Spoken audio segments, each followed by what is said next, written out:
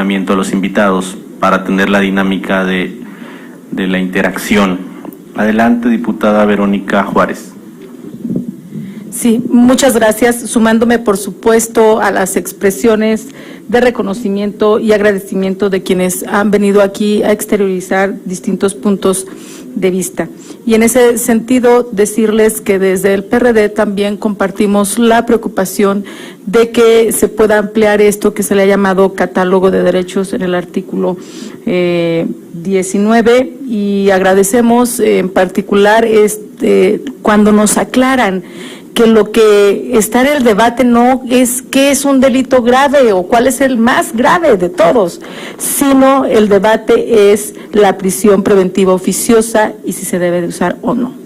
Y en ese sentido, la mayoría de los diputados, quiero creer que todas y todos, hemos recibido comunicaciones, cartas, tanto de la Oficina del Alto Comisionado de la ONU en México, y de igual forma hemos recibido de la Corte Interamericana de Derechos Humanos para que no se legisle en ese sentido. Y aquí quisiera preguntarle ahora al representante de la Comisión Nacional de Derechos Humanos, que sabiendo que México forma parte de distintos convenios internacionales, y que con independencia, porque aquí se había hablado ya en otro espacio de la obligación, la obligatoriedad que tenemos de cumplir nuestro marco convencional y lo que se establece en el artículo 1 constitucional, con independencia de eso, porque dicen es que ya la Corte también definió que no está por encima de la Constitución, pero también en esa resolución que hacen en la Corte se dice que debe de analizarse caso por caso. Bueno, mi pregunta en particular, sabiendo que los diputados y las diputadas hemos tenido estos exhortos que vienen de organismos internacionales, le pregunto al representante de la Comisión Nacional de Derechos Humanos, ¿cuáles serían las consecuencias para México en términos del Sistema Interamericano de Derechos Humanos en caso de que se aprueben estas reformas, ¿no? De las que se está hablando aquí? Sé que el 13 de febrero en Sucre, Bolivia, habrá audiencias en donde de manera muy particular estarán analizando el tema que tiene que ver con Guardia Nacional y el que tiene que ver también con prisión preventiva oficiosa. Si tuviera más información, y al magistrado volver a preguntarle en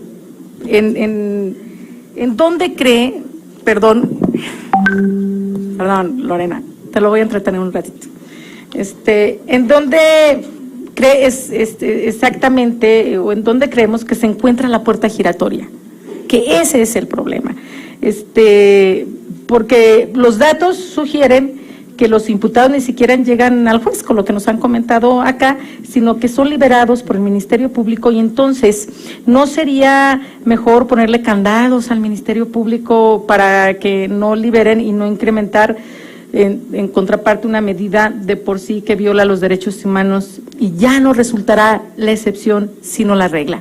Hago estos cuestionamientos, y por último un comentario para que me llamó mucho la atención los comentarios que hacían por parte del Instituto Nacional de las Mujeres, de por qué el feminicidio debe de tener prisión preventiva oficiosa. Miren, seré muy breve. Número 1, la Cámara de Senadores aprueba un dictamen y nos llega una minuta con alrededor de 20, los amplía, de tener 9, 11 más o menos. Y luego llega aquí a la Cámara de Diputados y la comisión correspondiente dice que solamente serán 3. Es decir, eliminan de los 11 algunos, entre ellos feminicidio, lo que tiene que ver con violencia sexual contra niñas, niños y adolescentes, etcétera, entre otros. Y dicen, no, solamente vamos a aprobar 3, lo que tiene que ver con el huachicoleo, lo que tiene que ver con delitos electorales y lo que tiene que ver con corrupción. Y hoy escuchamos aquí que se mandó un documento donde dicen, por favor, todos, firmado por todos los coordinadores del Senado. ¿Esa es la evidencia? O sea, ¿en dónde está la evidencia para determinar en un principio? ¿Qué creen? Siempre no. Pues nada más 3, estos son los delitos graves, ¿no? luego de repente, ¿qué creen? Siempre sí. Vamos a discutirlos todo. Es que no, todos estamos conscientes y coincidimos en que hay que terminar con la impunidad, que me parece que es el principal problema que tenemos, y entonces dar respuesta a la ciudadanía de la grave crisis que tenemos en inseguridad. Pero de un plumazo o de unas horas de discusión o de negociación, quitan y ponen unos. Y cuando me refería a lo del Instituto Nacional de las Mujeres, es porque, ¿qué le hace pensar que el feminicidio es más grave, por ejemplo, que el abuso sexual a niñas, niños y adolescentes? ¿O qué les hace pensar que ese delito es más grave que el secuestro?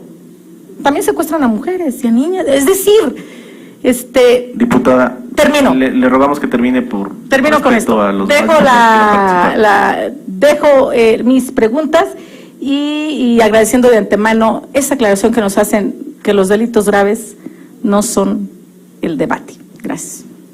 Gracias. Para contestar las preguntas, representante.